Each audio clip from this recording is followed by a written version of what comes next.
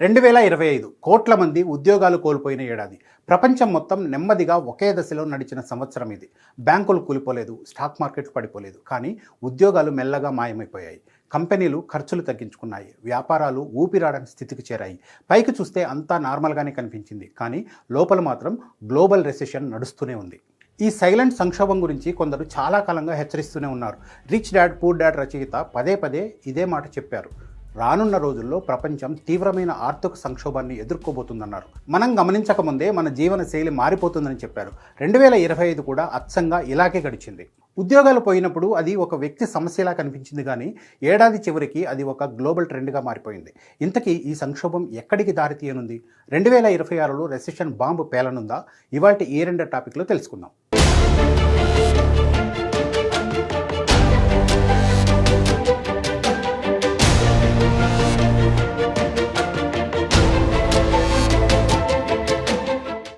నిజానికి రెసెషన్ అంటే ఒక్కసారిగా ఆర్థిక వ్యవస్థ కుప్పకూలిపోవడం కాదు.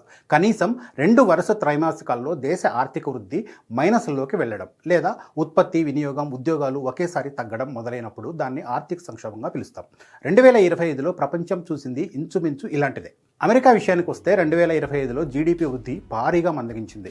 2023-24లో 2% పైగా ఉన్న గ్రోత్ 2025 మధ్య నాటికి 1%కి పడిపోయింది. అదే సమయంలో టెక్ రంగంలో భారీ లే ఆఫ్స్ నమోదయ్యాయి. 2025 ఒక్క ఏడాదిలోనే అమెరికాలో టెక్ కంపెనీలు 3 లక్షలకు పైగా ఉద్యోగాలను తొలగించాయి. గూగుల్, అమెజాన్, మైక్రోసాఫ్ట్, మెటా లాంటి కంపెనీలు కలిపి $1,000 కోట్ల కాస్ట్ కటింగ్ ప్రకటించాయి. యూరోప్ పరిస్థితి ఇంకా ఘోరంగా మారింది. జర్మనీ, బ్రిటన్ లాంటి దేశాలు టెక్నికల్ రెసెషన్ అంచుల వరకు వెళ్ళాయి. 2025లో జర్మనీ పరిశ్రమల ఉత్పత్తి భారీగా తగ్గింది. ఎనర్జీ ఖర్చులు, వడ్డీ రేట్లు కలిసి చిన్న మధ్య తరహా పరిశ్రమలను తీవ్రంగా దెబ్బతీశాయి. ఫ్రాన్స్, ఇటలీలో నిరుద్యోగ రేటు పెరిగింది. యువతలో ఉద్యోగ భద్రతపై భయం మొదలైంది. ఇటు చైనా పరిస్థితి ప్రపంచానికి మరో హెచ్చరికగా మారింది. ఎప్పుడూ డబుల్ డిజిట్ గ్రోత్ చూపించే చైనా 2025లో 4% లోపే వృద్ధిని చూసింది. రియల్ ఎస్టేట్ రంగం అక్కడ భారీగా కుప్పకూలింది. డెవలపర్ కంపెనీలు అప్పుల భారం తట్టుకోలేక చేతులెత్తేశాయి. దీని ప్రభావం ప్రపంచ సరఫరా వ్యవస్థపై పడింది. చైనా మందగిస్తే ఆసియా మొత్తం కదిలిపోతుందన్నది 2025లో మరోసారి రుజువైంది. ఇటు భారత్ బయటకు చూస్తే స్టేబుల్గా కనిపించింది. జీడీపీ వృద్ధి 6-7% మధ్యలో నమోదైంది. అయితే ఐటీ రంగంలో కొత్త ఉద్యోగాల క్రియేషన్ తగ్గిపోయింది. స్టార్టప్ ఫండింగ్ 2022తో పోలిస్తే 2025లో దాదాపు 40% తగ్గింది. అనేక స్టార్టప్లు సైలెంట్గా మూసుకుపోయాయి. వేలాది మంది ఉద్యోగాలు కోల్పోయారు.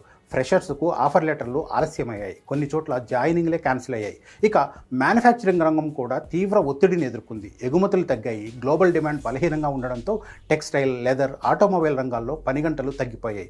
కొన్ని పరిశ్రమల్లో కాంట్రాక్ట్ వర్కర్లను తొలగించారు. గ్రామీణ ప్రాంతాల్లో ఉపాధి అవకాశాలు తగ్గడంతో నగరాలపై వలస ఒత్తిడి పెరిగింది. నిరుద్యోగ గణాంకాలు అధికారికంగా పెద్దగా భయపెట్టేలా కనిపించకపోయినా గ్రౌండ్ రియాలిటీ వేరే. సీఎంఐఏ అంచనాల ప్రకారం 2025లో పట్టణ యువతలో నిరుద్యోగం కొన్ని నెలల్లో 8-10% మధ్యలోకి చేరింది. ముఖ్యంగా డిగ్రీ, పీజీ చేసిన యువతలో జాబ్ మిస్ మ్యాచ్ సమస్య తీవ్రమైంది. చదువు ఉన్న ఉద్యోగం లేకపోవడం ఒక సాధారణ పరిస్థితిగా మారిపోయింది. అటు ద్రవ్యోల్బణం మరో పెద్ద దెబ్బగా చెప్పాలి. ఆహార ధరలు, అద్దెలు, విద్య, వైద్యం ఖర్చులు పెరుగుతూనే ఉన్నాయి. ఆదాయం పెరగని పరిస్థితుల్లో ఖర్చులు పెరగడం మధ్యతరగతిని తీవ్రంగా ఒత్తిడికి గురిచేసింది. సేవింగ్స్ తగ్గాయి, ఈఎంఐలు భారంగా మారిపోయాయి. వినియోగం తగ్గడంతో మార్కెట్లో డిమాండ్ కూడా నెమ్మదించింది. ఒక్క మాటలో చెప్పాలంటే 2025లో ఇండియా రెసెషన్లోకి అధికారికంగా వెళ్ళలేదు, కానీ ప్రపంచ రెసెషన్ ప్రభావం నుంచి తప్పించుకోలేకపోయింది. ఈ మొత్తం సంక్షోభంలో కీలక పాత్ర పోషించిన అంశం ఆర్టిఫిషియల్ ఇంటెలిజెన్స్. ప్రపంచవ్యాప్తంగా కంపెనీలు ఏఐను ఉపయోగించి ఖర్చులు తగ్గించుకోవడం మొదలుపెట్టాయి. అంతర్జాతీయ లేబర్ సంస్థ అంచనాల ప్రకారం 2025లో ప్రపంచవ్యాప్తంగా దాదాపు 8-10% వరకు వైట్ కాలర్ ఉద్యోగాలపై ఏఐ ప్రభావం పడింది.